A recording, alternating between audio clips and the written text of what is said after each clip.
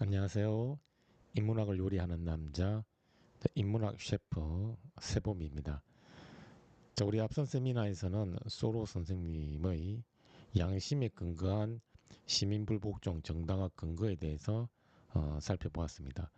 우리 소로 선생님은 소로라고 하는 학자는 다수의 지지 혹은 공리 원리 혹은 합법성보다 양심을 가장 우위에 두고 시민불복종을 정당화하는 입장이다. 즉 양심이 어긋나면 즉시 다수가 지지한다 할지라도 공리의 원리에 부합한다 할지라도 합법적 합헌성을 갖추었다 할지라도 합, 합헌성 합법성을 갖추었다 할지라도 우리는 그 법률이나 정책에 즉시 저항할 수 있다. 따르지 않을 수 있다. 의도적으로 위반할 수 있다. 이런 관점이시고, 자, 우리 마지막으로 하버마스의 견해를 중심으로 시민불복종의 정당화 근거에 대해서 한번 살펴보도록 하겠습니다. 자, 하버마스께서 시민불복종의 정당성은 의사소통적 합리성을 통해 확보할 수 있습니다. 자, 어떤 법이나 정책이 의사소통적 합리성을 확보하려면 민주적 절차에 바탕을 두어야 합니다. 민주적 절차는 상호 간의 민주적 대화를 통해 합의를 도출하는 방식입니다. 자, 그리고 이러한 방식의 합의를 통해 도출한 실천적 규범은 모든 사람이 동의하는 보편적 합의로서 정당성을 확보합니다. 우리 하버마스 선생님은 시민불복종의 정당화 근거로서 의사소통적 합리성을 지시하고 있어요. 자, 의사소통적 합리성은 민주적 절차에 따라서 합의가 이루어지는 것입니다. 자, 그런데 이 하버마스 선생님께서 강조하시는 이 민주적 절차라고 하는 것은 민주적 절차의 핵심은 민주적 대화를 말하는 겁니다. 민주적 대화. 자, 이 민주적 대화를 통해 합의를 도출할 때 그것이 의사소통적 합리성을 확보한다. 이렇게 보고 있습니다. 자, 결국 이 하버마스 선생님은 대화를 중심으로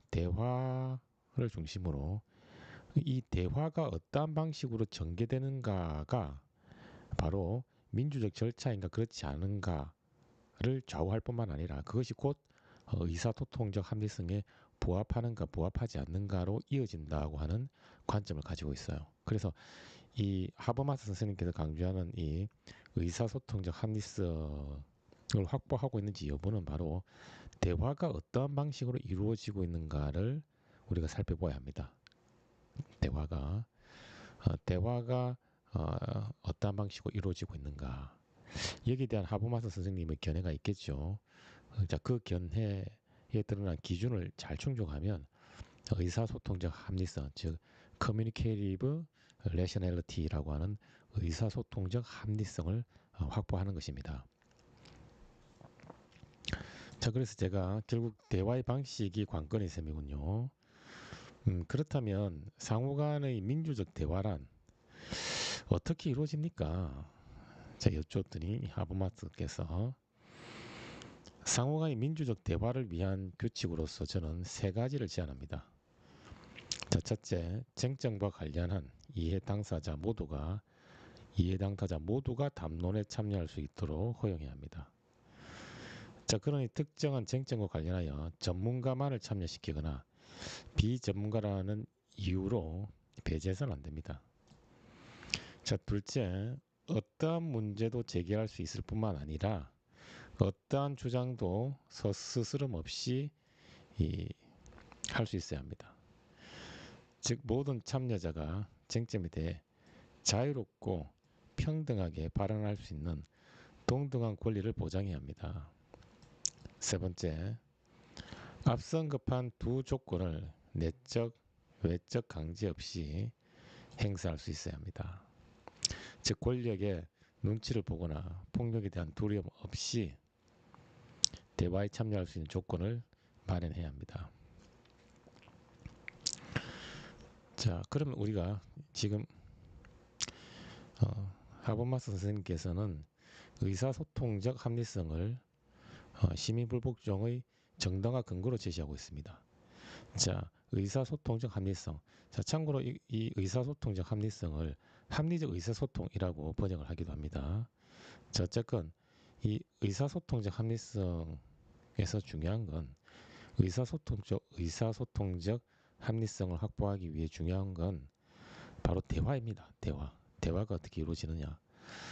자, 그 대화가 이루어지는 방식, 의사소통적 합리성을 확보하기 위해서 대화가 이루어지는 방식, 절차로서 갖춰야 될 조건은 세 가지를 제시하고 있죠. 자, 첫 번째가 특정 쟁점과 관련하여 이해 당사자 모두가 그 담론에 참여할 수가 있어야 됩니다. 자, 어떠한 주제에 대해서 어떠한 주제라기보다는 쟁점이라고 할 수 있겠죠. 동일한 현상에 대해서 서로 의견이 엇갈리고 있어요. 그런 쟁점에 대해서 그러한 쟁점과 관련된 이해 당사자 모두가 담론에 참여할 수 있어야 된다는 것이죠. 모두가. 자, 당신은 전문가니까 이 담론에 참여하고, 자, 담론을 거창하게 생각하지 말고 일단 제가 조금 이따 이어지는 이 세미나에서 조금 더 구체적으로 안내해 드리겠지만 여기서 담론은 그냥 대화라고 이렇게 편안하게 생각하시면 됩니다. 그 특정 쟁점과 관련한 이해 당사자 모두가 그 대화에 참여할 수 있어야 된다는 것이죠.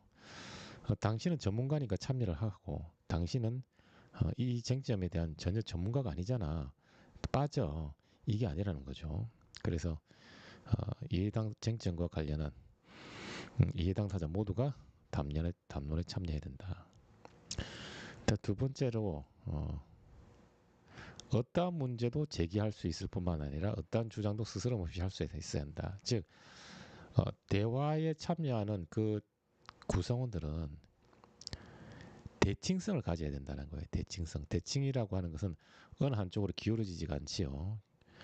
그러니 이것은 무엇을 말을 하느냐? 즉 대화에 참여하는 구성원은 자유롭고 평등한 관계를 유지해야 된다는 것입니다. 자유롭고 어떠한 발언도 할 수가 있고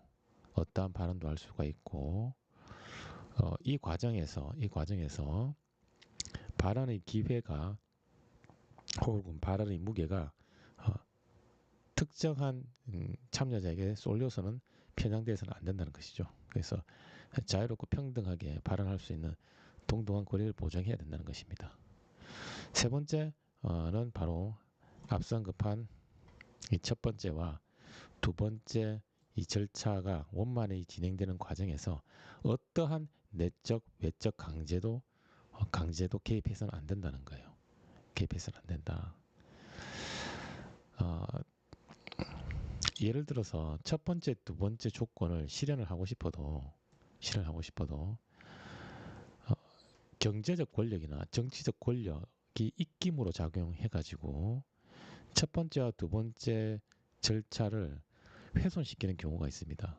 즉 자신이 경제적으로 약자이거나 정치적 권력 측면에서 약자일 경우에 경제적 권력, 경제력과 즉 화폐의 권력과 정치적 권력의 눈치를 보게 될 수가 있어요. 만약에 그렇게 되면 첫 번째와 두 번째 절차가 온전히 진행되지 않겠죠. 그래서 그 누구도 화폐라고 하는 이 경제적 권력, 화폐로 상징되는 경제적 권력, 그리고 이 정치적 권력에 눈치를 보지 않고 경제적 권력과 정치적 권력에 머리를 조아리지 않고 자신의 발언을 자유롭고 평등하게 모든 관련 당사자가 참여하여 할 수가 있어야 된다는 것입니다. 자, 계속해서 이어서 자, 그렇다면 우리는 어떻게 상호 간의 민주적 대화를 위한 규칙을 보장할 수 있는 조건을 마련할 수 있습니까? 자, 잠시 정리하자면 하버마스라고 하는 학자는 시민불복종을 정당화하기 위한 조건으로서 의사소통적 합리성을 강조한다. 자, 그런데 그 의사소통적 합리성이라고 하는 것은 의사소통이라는 이 용어에서 우리가 짐작할 수 있듯이 대화를 중요하게 생각하고 있습니다. 대화, 다이알로그 혹은 디스코스라고 하는 이 대화가 중요하다. 대화가 어떠한 방식으로 어떠한 절차로 진행되느냐가 중요하다는 것이죠. 그럼 어떻게 대화가 어떤 절차를 바탕으로 진행되어야 되느냐? 자로 여기서 설명한 이 세 가지 조건을 바탕으로 세 가지 절차를 중심으로 세 가지 조건을 갖춘 절차를 중심으로 대화가 진행되어야 된다는 것입니다. 그런 이제 여기서 한 번 더 물어볼 수가 있어요. 그럼 이 세 가지 조건을 갖추었다는 걸 대화의 조건이 민주적 대화의 절차가 이 세 가지 조건을 갖추었다는 걸 어떻게 확인할 수 있습니까? 이렇게 물어볼 수가 있죠. 자, 조금 더 구체적으로 들어간 것이죠. 그래서 이 민주적 대화의 절차, 앞서 언급한 그 세 가지 이 절차가 온전히 갖추어졌다는 걸 확인할 수 있는 기준이 뭡니까? 그 민주적 대화를 위한 규칙이 뭡니까? 이렇게 여쭈었으며. 자, 그러니 하버마스 선생님께서 자, 그 조건으로서 저는 이상적 담화 상황, 아이디얼 스피치 시츄에이션을 제안합니다. 자, 이상적 담화 상황은 이해 가능성, 진리성, 적절성, 진정성이라는 네 가지 조건을 요구합니다.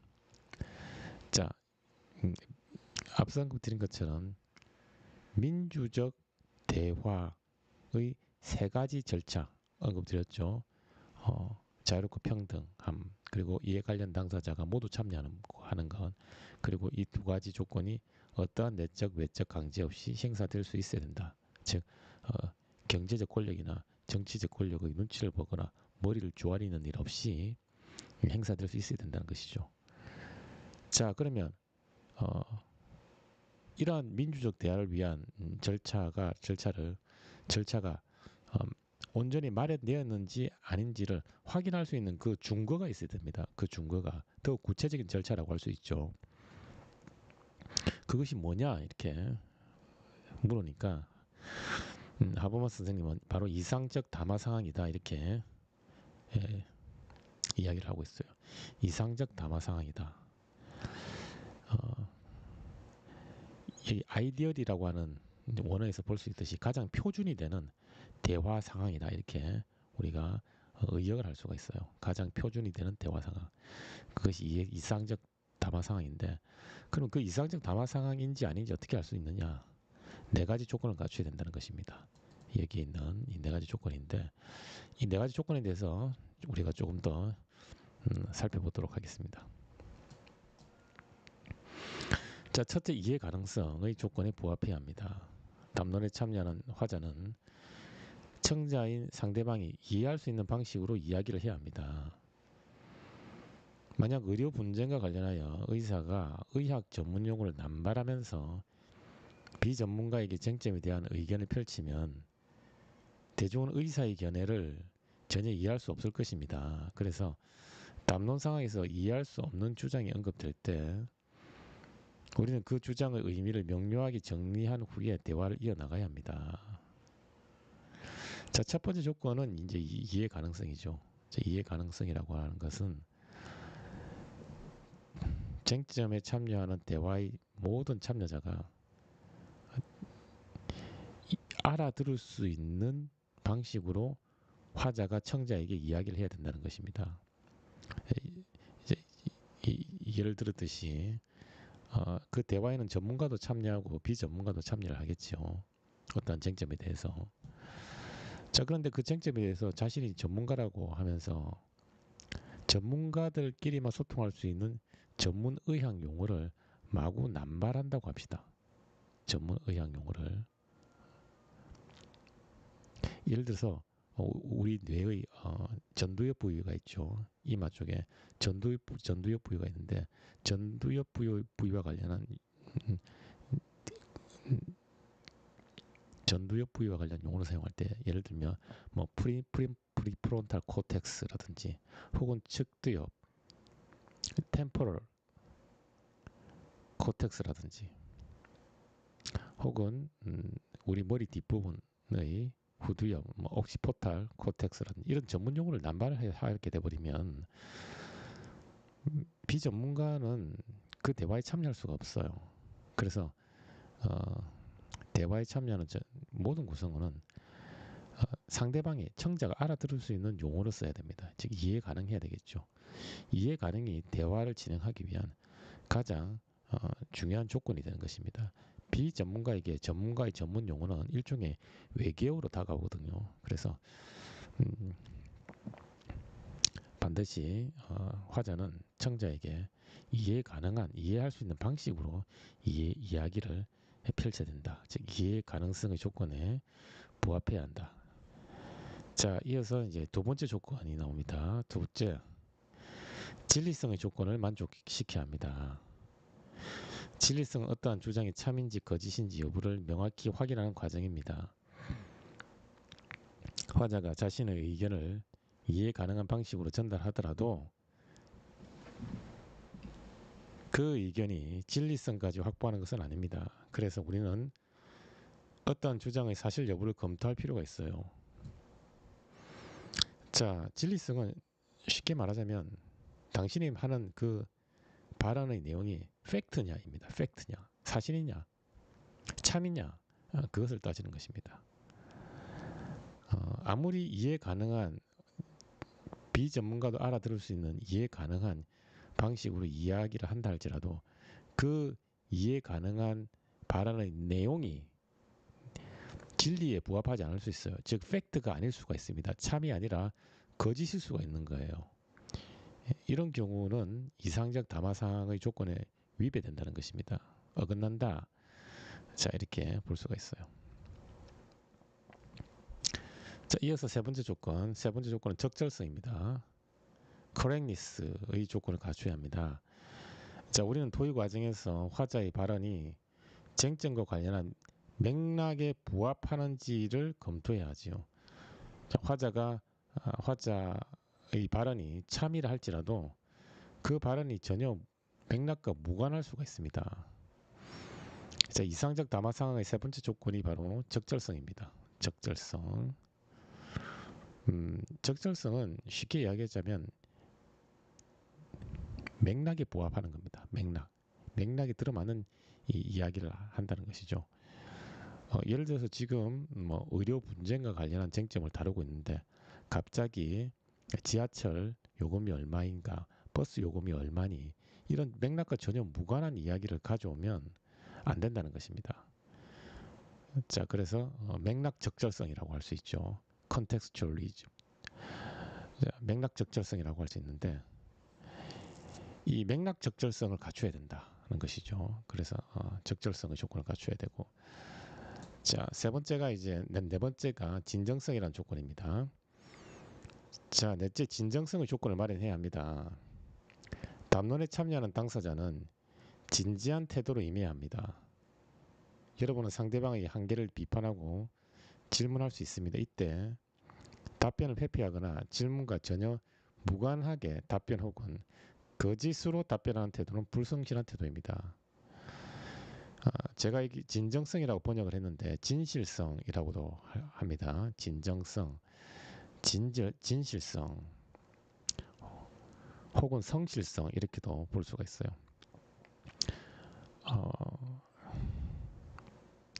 여러분 친구나 지인들끼리 대화를 할 때도 넌 참 진정성이 없어, 이런 반응을 볼 수가 있죠. 넌 참 진정성이 없어. 자, 이 말은 그 발언에 굉장히 그 발언에 대해서 겉으로는 어떤 발언을 짓거려 대고 있지만 그 발언에 대해서 내적으로 아무런 영혼이 없다는 것이죠. 내적으로 영혼이 없다. 즉 내적으로 그 발언에 대한 내적인 신념과 겉으로 표현된 그 발언 사이에는 아무런 관련성이 없다는 거예요. 예를 들면 이런 것이죠. 상대방이 A에 대해서 물었는데 그러면 A와 관련된 답변을 해야 되는데 A와 관련된 답변을 하려고 하니 자신의 입장이 공색한 거예요. 혹은 A와 관련한 답변을 하려고 하니 자신의 입장이 불리한 처지에 놓을 수도 있다는 생각을 하는 것이죠. 그러니 이 A에 부합하는 답변이 아니라 그 질문과 전혀 무관한 답변을 하는 겁니다. 전혀 무관한 답변. 일종의 동문서답을 하는 것이죠. 자, 그리고 답변을 한다 할지라도 거짓 답변을 하는 것입니다. 자, 그러면 상대방의 답변에 대해서 우리가 신뢰를 확보할 수가 없죠. 신뢰가 무너진 상태에서 어떠한 대화도 우리가 진행을 할 수가 없습니다. 자, 그래서 이상적 담화 상황이 갖춰야 될 조건 중에 하나가 바로 이 진정성이라고 하는 조건입니다. 자, 그래서 이상적 담화 상황이 갖춰야 될 조건, 이해 가능성, 진리성, 적절성, 진정성, 이러한 네 가지 조건을 갖추면 이상적 담화 상황에 부합하는 것이고, 이상적 담화 상황에 부합할 때 우리는 민주적 대화를 위한, 즉 민주적 대화와 관련한 이 절차를 온전히 온전히 진행시킬 수 있다, 펼칠 수 있다, 이렇게 볼 수가 있어요. 자, 그러면 우리가 대화를 하면서 우리가 어떤 쟁점에 대해서 대화를 할 때 이 네 가지 조건이란 절차가 잘 지켜지고 있는가를 우리가 살펴야 됩니다. 그런데 만약에 이 대화를 하다가 이 네 가지 조건 중에 하나라도 어긋나는, 혹은 이 네 가지 조건에 부합하지 않는다는 의구심이 발생할 수가 있겠죠. 의구심. 바로 그 의구심이 발생할 때 담론이라고 하는 것이 출현합니다. 디스코스, 담론. 그러니 담론은 단순한 대화, 다이알로그 이런 뜻이 아니라 이 하버마스의 이 이론적 맥락에서 볼 때 담론이라고 하는 것은 이상적 담화 상황이 갖춰야 될 네 가지 조건에 심각한 의구심이 발생할 때 출현한다, 이렇게 볼 수가 있어요. 심각한 의구심이 발생할 때 그 의구심에 대해서 문제를 제기할 수 있고, 문제 제기를 받은 사람은 그 의구심에 대해서 근거를 가지고 답변을 해야 됩니다. 이렇게 이상적 담화 상황의 네 가지 조건에 의구심이 발생할 때 그 의구심에 대해서 문제를 제기하고 그 문제에 대해서 근거를 가지고 답변을 해야 되는 그러한 측면을 바로 담론이다, 담론이 출현했다, 이렇게 우리가 보는 것입니다. 바로 그 담론과 관련한 논의를 이야기를 한번 들어보겠습니다. 자, 계속해서 하버마스 선생님께서, 그런데 이상적 담화 상황의 조건에 의구심이 발생할 때 청자는 화자의 발언에 대해 타당성 요구를 제기할 수 있습니다. 즉 대화의 과정 중에서 화자의 발언이 이상적 담화 상황의 조건을 온전히 만족시키고 있지 않다, 의구심이 생길 때 당신 그 발언에 문제가 있어, 이러이러한 문제가 있는 것 같은데 거기에 대해서 근거를 제시해 라고 요구를 할 수 있는 거예요. 바로 그것을 타당성 요구라고 합니다. 타당성 요구. 당신의 주장에 대한 근거를 제시하라. 현재 당신의 발언은 이상적 담화 상황의 특정 조건에 어긋나고 있다. 그러니 당신의 이러한 발언에 대해서 근거를 제시하라. 바로 이것이 타당성 요구라고 할 수 있습니다. 이렇게 타당성을 할 때 대화는 담론으로 변환이 됩니다. 담론이 출현했다, 이렇게 볼 수가 있습니다. 그러니 담론이 출현했다는 건 어떠한 주장에 대한 근거를 요구한다는 거예요. 즉 타당성을 요구한다는 것이죠. 자, 계속해서 화자의 발언이 이해 가능성, 진리성, 적절성, 진정성에 어긋난다는 의구심이 들 때 청자는 화자의 발언에 대한 근거를 요구합니다. 즉 청자는 화자에게 타당성 요구를 할 수 있어요. 이때 화자는 근거를 바탕으로 의구심에 직면하는 발언을 청자가 수용할 수 있도록 답해야 합니다. 자, 그래서 청자가 화자에게 타당성을 요구하면 화자는 그 타당성 요구에 대해서 근거를 가지고 의구심에 대해서 해명을 해야 됩니다. 자, 이어서 타당성 요구를 통해 쟁점과 관련한 대화의 참여자는 상호 이해를 확보합니다. 즉, 참여자는 이해 가능성, 진리성, 적절성, 진정성에 부합하여 대화의 과정이 이루어지고 있다고 인정하지요. 자, 이때 우리는 논리적일 뿐만 아니라 규범적 타당성을 확보할 수 있는 결론에 도달합니다. 그 결과 쟁점과 관련한 당사자는 보편적 합의에 도달할 수 있습니다. 결국 합리성은 개인만의 이성적 추론과 판단이 아닌 상호간의 대화를 통해 출현하는 셈이지요. 자, 우리가 앞서 언급드린 것처럼 타당성 요구를 통해서 현재 타당성 요구를 통해서 청자가 화자에게 문제를 제기했고 거기에 대해서 근거를 가지고 해명을 한 결과 의구심이 해소가 되었어요. 그 결과 이해 가능성, 진리성, 적절성, 진정성에 부합하여 현재 우리의 대화가 진행되고 있어라고 서로 인정하는 상태. 이것이 바로 상호 이해라고 할 수 있어요. 상호 이해. 이 상호 이해의 수준에 도달하면 그때야 비로소 보편적 합의를 이끌어낼 수 있다는 것입니다. 보편적 합의. 즉 누구나 동의하는, 누구나 만장일치로 동의할 수 있는 보편적 합의를 이끌어낼 수 있다는 거예요. 그 보편적 합의는 논리적으로 문제가 없을 뿐만 아니라 규범적으로 타당하다, 규범적으로 정당성을 확보하게 됩니다. 즉 그 누구도 이해 관련 당사자 모두 그 결론이 도덕적으로 문제가 없다, 정당하다, 옳다라고 인정을 한다는 것이죠. 그리고 도덕적으로 정당하다, 문제가 없다, 옳다라고 인정할 뿐만 아니라 그 결론이 도출되는 논리적 과정에 아무런 문제가 없다는 것이에요. 그러니 이 상호 이해를 바탕으로 이끌어낸 보편적 합의로서의 결론은 논리적 형식에 들어맞을 뿐만 아니라 규범적 정당성을 확보하고 있다. 이렇게 볼 수가 있습니다. 자,